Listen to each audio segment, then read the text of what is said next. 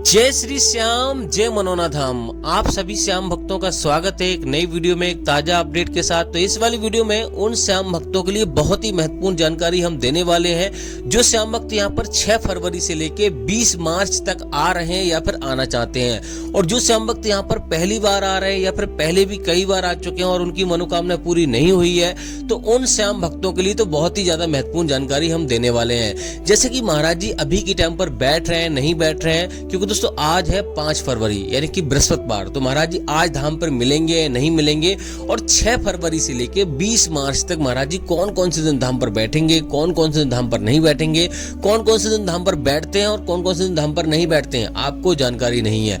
आप अलग अलग राज्यों से, दूर दूर शहरों से यहाँ पर आते हो, और अगर आपको महाराज जी ना मिले तो आपका समय भी बर्बाद होगा, आपका पैसा भी बर्बाद होगा, आपको कोई फायदा नहीं होगा।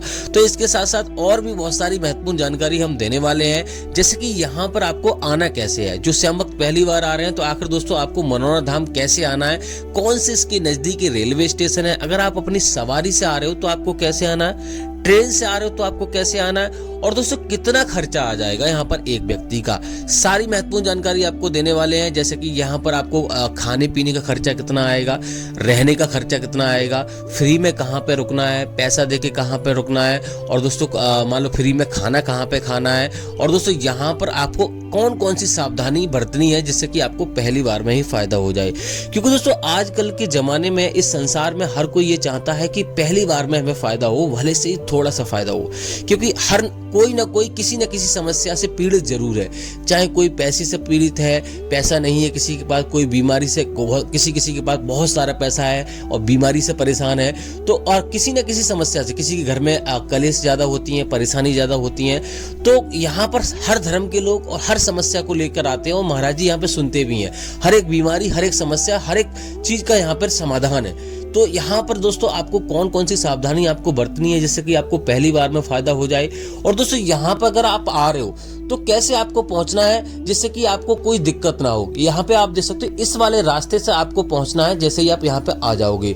और दोस्तों यहाँ पर आपको कितनी देर में नंबर आ जाएगा, कितनी भीड़ का सामना करना पड़ता है, क्योंकि दोस्तों यहाँ पे 14 घंटे लग जाते हैं, कभी कभी 15 घंटे लग जाते हैं, कभी कभी 2 दिन लग जाते हैं नंबर आने में। तो कैसे आपको लाइन में लगना है जिससे कि आपको भीड़ का सामना करना ना पड़े, और कैसे आपको टोकन प्राप्त करना है जिससे कि आपको लाइन में लगना ही ना पड़े, सारी महत्वपूर्ण जानकारी आपको मिलेंगी। बस आपको करना क्या होगा, थोड़ा सा समय हमारी वीडियो को देना है। ना तो आपसे कोई पैसे चाहिए, ना तो कुछ चाहिए, ना तो आपको कुछ भी चाहिए, थोड़ा सा समय चाहिए। आप पूरी वीडियो देख लो, आपकी जानकारी आपको पूरी मिल जाएगी जिससे कि आपकी कोई भी समस्या यहाँ पे ना हो।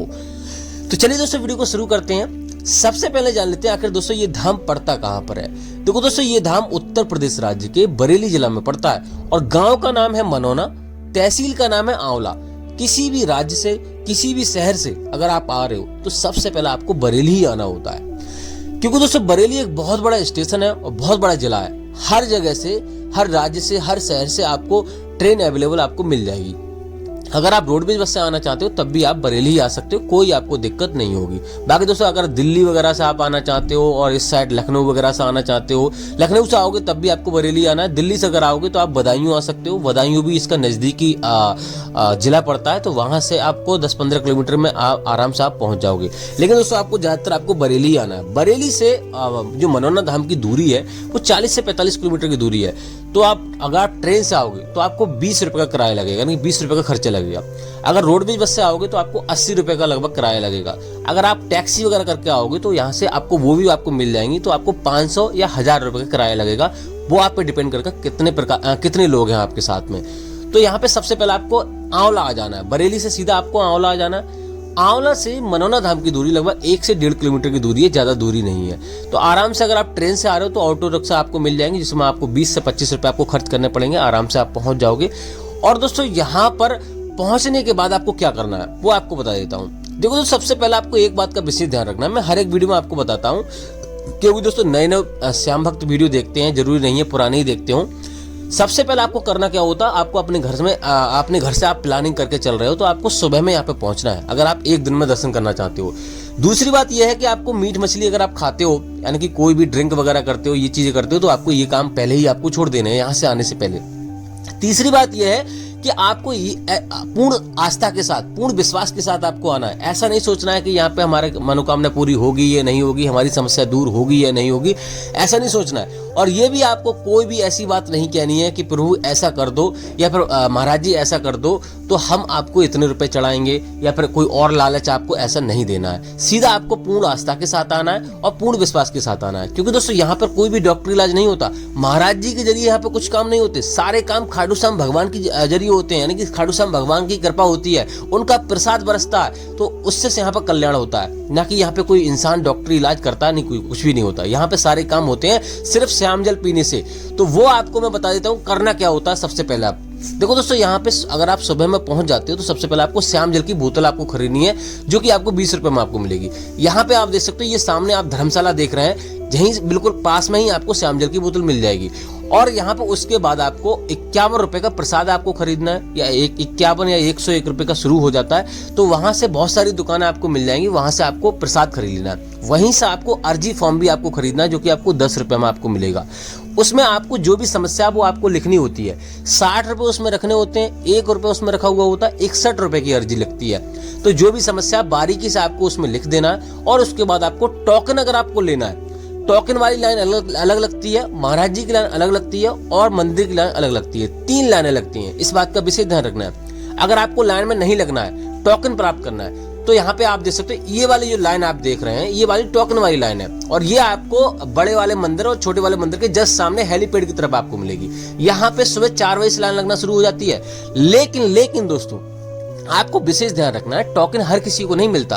टोकन उन्हीं लोगों को मिलता है जो ज्यादा गंभीर होते हैं। यहाँ कोई भेदभाव नहीं होता। ऐसा नहीं है कि आपके पास पैसा ज्यादा हो, आप पैसा ज्यादा दे दोगे तो आपको यहाँ पे टोकन मिल जाएगा, ऐसा कुछ भी नहीं है। यहाँ पर सिर्फ उन्हीं लोगों को टोकन मिलता है जो ज्यादा गंभीर होते हैं, विकलांग हो गए या फिर कोई मानसिक तनाव है या कुछ और दिक्कत है, तो उन लोगों को टोकन मिलता है। हर किसी को टोकन नहीं मिलता, इस बात का विशेष ध्यान रखना है। अगर आपको टोकन नहीं मिल रहा है तो आपको सीधा मंदिर या महाराज जी की लाइन में आपको लग जाना है। महाराज जी की लाइन भी यहाँ पे सुबह 4 बजे से लगना शुरू हो जाती है। तो यहाँ पर अगर आपका मरीज सक्षम नहीं है तो आप किसी स्वस्थ व्यक्ति को लाइन में लगा दीजिए। जब आपका नंबर आए तब आपको मरीज को बुला लेना है।